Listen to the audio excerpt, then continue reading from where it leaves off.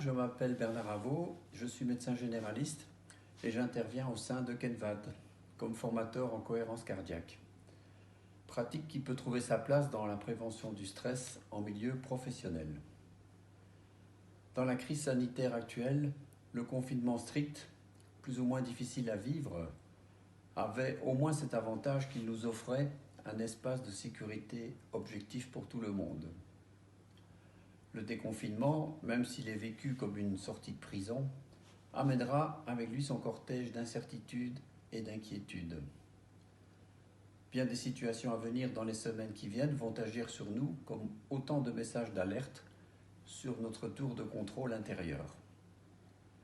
À la joie de la liberté retrouvée viennent s'ajouter toutes sortes de pensées, émotions négatives comme la crainte, la peur, le doute, qui viendront semer le trouble dans notre fort intérieur.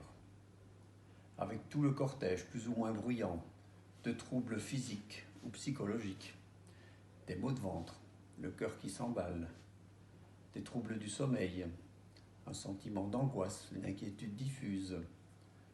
Comment faire pour trouver l'équilibre entre ces forces contraires de joie et de crainte? Plusieurs propositions de pratiques dites psychocorporelles peuvent être proposées pour aider à un retour au neutre sur le plan émotionnel, en équilibrant les deux branches du système nerveux autonome qui nous mettent ou en alerte, ou au contraire en mode repos et détente.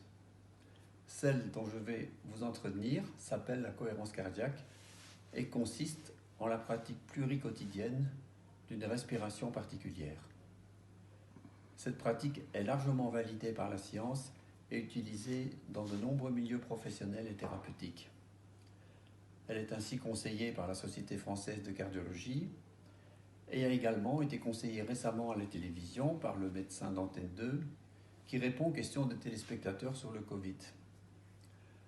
Vous allez ainsi voir dans une deuxième vidéo, grâce à un logiciel de biofeedback, comment enclencher ce réflexe de synchronisation cardio-respiratoire tellement bénéfique. Et dans une troisième vidéo, les conseils pratiques de base pour une discipline quotidienne. En attendant d'approfondir avec vous ce sujet en réunion présentielle dans un délai que nous espérons tous le plus rapide possible. Merci pour votre attention.